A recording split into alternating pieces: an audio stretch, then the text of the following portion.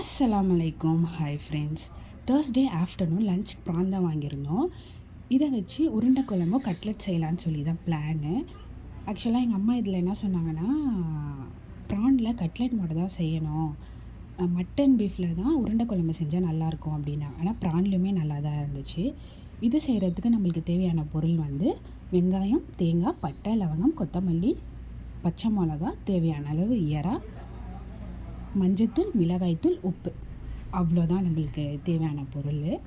இதை வந்து பச்சை வாசனை போகிற அளவுக்கு நம்ம வதக்கணும். இதை வதக்கி நம்ம தனியாக எடுத்து வச்சுக்கோங்க. இது கூட மிக்ஸ் பண்ணுறதுக்கு பொட்டுக்கடலை அரைச்சி தனியாக எடுத்து வச்சுக்கோங்க.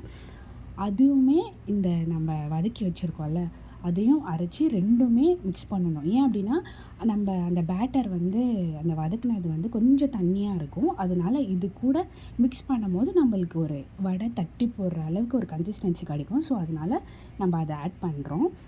அதை ஆட் பண்ணிவிட்டு உப்பு காரெல்லாம் பார்த்து நம்ம அதை தனியாக எடுத்து வச்சுக்கோங்க. உருண்டை குழம்பு செய்கிறதுக்கு வந்து என்ன தேவை பொருள்னால் வெங்காயம், தக்காளி, அவ்வளோதான்.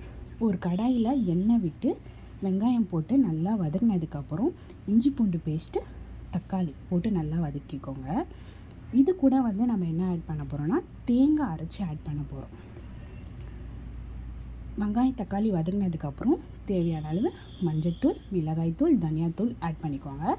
ஆட் பண்ணி ஃபுல்லாக மிக்ஸ் பண்ணிவிட்டு அரைச்சி வச்ச தேங்காவை ஆட் பண்ணிவிட்டு, உங்களுக்கு வந்து குழம்பு தண்ணியாக வேணும்னா தண்ணியாக ஆட் பண்ணிக்கோங்க, திக்காக வேணும்னா திக்காக இருக்கட்டும்.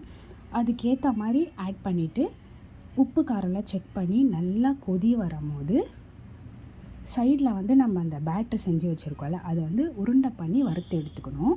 இது வந்து சின்ன சைஸாகவும் இருக்கலாம், பெரிய சைஸாகவும் இருக்கலாம். நான் வந்து கொஞ்சம் சின்னதாக தான் போட்டேன். நீங்கள் வந்து கொஞ்சம் பெரிய சைஸாக போட்டாலும் நல்லா தான் இருக்கும். அது இந்த மாதிரி உருண்டை பண்ணி நம்ம எண்ணெயில் வறுத்து தனியாக எடுத்து வச்சுக்கணும்.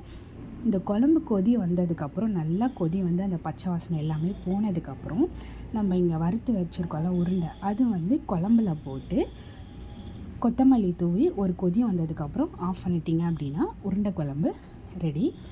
இந்த பேட்டரே வச்சு நம்ம தட்டி வடை மாதிரி போட்டோம் அப்படின்னா ப்ரான் கட்லெட் வடை. அதுதான் அன்றைக்கு மதியானம் லஞ்சுக்கு ஒயிட் ரைஸ், உருண்டை குழம்பு வித் அந்த வடை, அதுதான் வச்சு சாப்பிட்ருந்தோம். இந்த வீடியோ அவ்வளோதான். பிடிச்சிருந்தால் லைக் பண்ணுங்கள், ஷேர் பண்ணுங்கள், கமெண்ட் பண்ணுங்கள். மறக்காமல் சப்ஸ்கிரைப் பண்ணிக்கோங்க. நிறைய பேர் சப்ஸ்கிரைப் பண்ணாமல் வீடியோ பார்த்துட்ருக்கீங்க. சப்ஸ்கிரைப் பண்ணிவிட்டு பார்த்தா எனக்கும் கொஞ்சம் மோட்டிவேஷனாக இருக்கும். Please subscribe. பாய்.